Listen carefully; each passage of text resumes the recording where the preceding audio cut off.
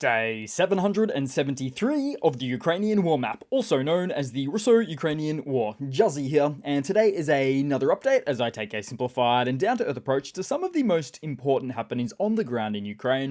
So we'll take a look at those Russian losses, as currently Russia sits on more than 447,000 military personnel losses, which represents an additional 820 losses in the past day. And given these figures, it warrants a repeat mention that Russian disability pension statistics showed a 30% year-on-year increase between 2022 and 2023 for a value that amounted to an additionally staggering 507,000 extra Russians. And so for an annual increase jump of 30%, that's considered statistically significant, suggesting that some type of cataclysmic event has occurred, perhaps even a war. And of course I refer to the wounded here, and at least just for the year 2023. Then as for hardware, and what an absolutely mammoth day that has been, with 17 tanks plus 54 APVs and artillery. Due to multiple and seemingly almost simultaneous battlefield engagements in the last day. Then we'll head across to the map and briefly start out in Russia's Orsk region, as a dam in the southwestern city has completely collapsed, worsening the ongoing floods that were already in the area. So far, it appears that the situation is rapidly deteriorating as the city braces for further damage. And the event is somewhat reminiscent of the Russian army's destruction of Ukraine's Kakhovka hydroelectric power dam from some time ago. Although the main differentiating factor of the two is that the Kakhovka dam was intentionally destroyed by the Russian military, whereas the dam in Orsk was likely as a result of poor planning or maintenance instead. Then we'll head down south to the southwestern Russian region, as Ukrainian military intelligence claimed an explosion at an oil pipeline near the town of Azov in the Rostov Oblast. The pipeline, which funneled oil products to tankers in the Azov seaport, was allegedly destroyed, suspending the loading of tankers indefinitely. Ukraine's military intelligence apparatus also released a video purportedly capturing the blast, but did not disclose who was specifically behind it or even who recorded the footage. And as expected, the agency referred to the pipeline as a military target, stating it was used by the aggressor to support the war against Ukraine. Then moving along on the map, with a lot of activity in the last day, we'll head to the Donbass region, as a Russian armored column tried to push near Crimea through Ukrainian lines but was torn apart by artillery and drones. And it would appear that the Russian forces are attempting to exploit the shell famine situation of the Ukrainian army, but so far their primary achievement is some devastating and consistent losses. Of course, very recently, Commander-in-Chief of the Armed Forces of Ukraine, General Alexander Syrsky, stated that although Ukraine doesn't currently have the artillery shells for offensive operations, it does in fact have enough to perform defensive operations on most axes of attack. Which takes me further south on the map, where Syrsky also stated that Shavar remains under Ukrainian control despite heavy battles just east of the city, as Russian forces continue their attempts to break through Ukrainian defenses.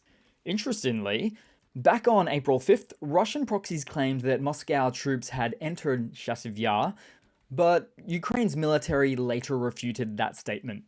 And this actually isn't very uncommon for Russia to call a land capture early, or call it even if it never existed. It's really a mixed bag with the Russian military, as they attempt to speed up a chance to give their army a bit of a morale boost.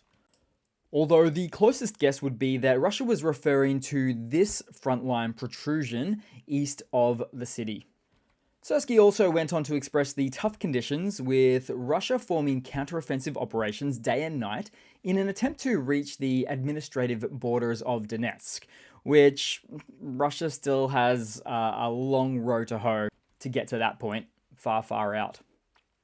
Which then all leads me down to Berdichi, with fierce battles and therefore a notable inclusion of additional vehicles lost from the Russian forces during the Russian army's latest push into the settlement. And I'll zoom right in there for that one, so there we go. And as far as Berdichi is concerned, they're pushed to the lakes or the river bodies. And so this latest Russian push, if you will, took 5 weeks to traverse this distance, which totaled about 1 single kilometer from further back near to Stepova. And so from here, well, it's not actually known if Russia has a clear and strong ambition to push beyond this point, past the river, or if they were more or less stretching their resources thin to occupy the remainder of the area up close to those said water bodies. But having said that, they actually do still have a little bit of some way to go. Then, somewhere in the east, a Russian tank carrying roughly 25 infantrymen, mostly on top, hit a landmine, forcing a mass retreat on foot, just running for the hills.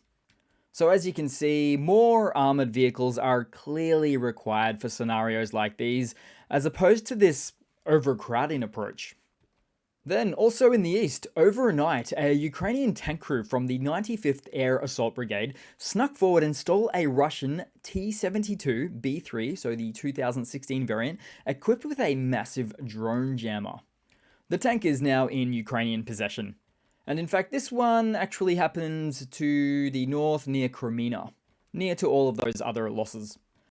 Then, somewhere else in the east, in the Donetsk Oblast, a Ukrainian drone chases down a moving Russian T-72 tank, dropping a warhead on the engine deck of the tank, disabling it. The fallout was later seen of the destroyed vehicle, which turned out to be a tank with a mine roller. And this must be now the third mine roller I've seen deployed in as many weeks by the Russian forces, seemingly suggesting that they're getting the message that they're operating within a veritable minefield of a battle space. Well, that's just a misplaced metaphor really, as it is actually a literal minefield on this occasion and many just like it. Then headed to some news for today, as it's a bit of a shorter video. I've still got those technical issues going on, but starting off, so Estonia has discovered 1 million artillery shells and rockets for Ukraine, according to Estonian Defense Minister Pevkur. Now, this is in addition to the 1 million shells the Czech government recently identified for Ukraine's allies to purchase, followed by an additional 700 found on top of that. So now, Pevkur is seeking 2.2 billion in funding to procure the Estonian-sourced ammunition, which includes NATO standard 155mm rounds, Soviet standard 152mm rounds as well, and Grad rockets, like that which are used for the BM-21 and BM-27 Soviet Grad launchers.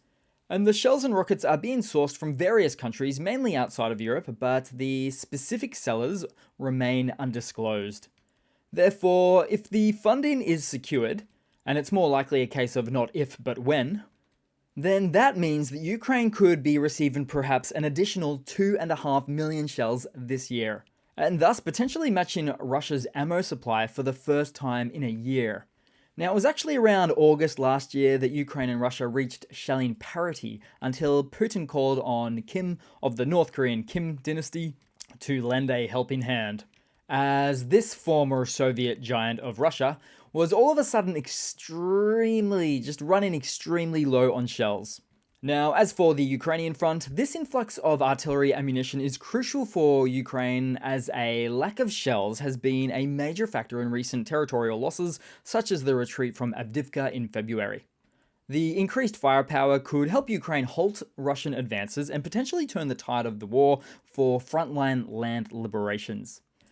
And it should be noted that Ukraine actually doesn't even need to match Russia on artillery levels anyway.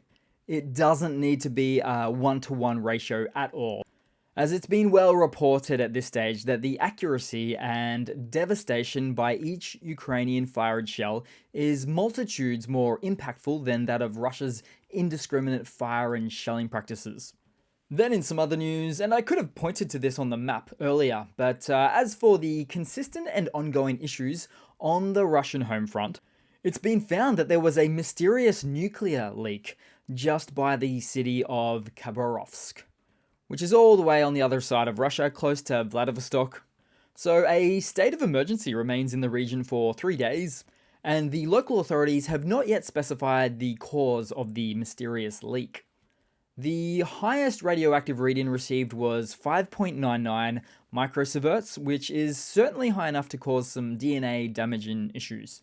Now, the city crosses through a downstream river named the Amur River, so it's not an impossibility that some corrupt nuclear power oligarch cut costs with waste expenses and dumped the waste in a cheap yet environmentally unfriendly manner. Then headed across to a quick funny to round it all off today, guys, and this is more of a pre-funny. So, as you may remember, Russia's annual Victory Day parade, held on May 9th every year, the biggest Russian military parade event of the year where everybody comes out to look at the marvel and strength of the Russian military. Although, May 9th, 2023, total tanks? 1. Just the one. And not even a modern tank, but rather a single old World War II T-34 tank. Yep, Putin pulled the one symbolic World War II tank approach last year. So let's see if he has the balls to do that again this year. Also, for that event, they called off the air show, officially stating they had to do so just at the last minute. Although, let's be honest guys, there was never going to be an air show, and there was never going to be any real notable hardware at the event either. Also, Putin was looking a bit worse for wear on the day too, as if he was trying to hold in something. But back to the lack of hardware, which is pretty much exactly what happens when you go all in on a botched invasion of another country. And the reason why I bring this up now is, of course, because I'm eagerly awaiting the next event in about a month's time. I'm just a little bit too eager on that front. I just have no idea what it will or won't include. Certainly not much.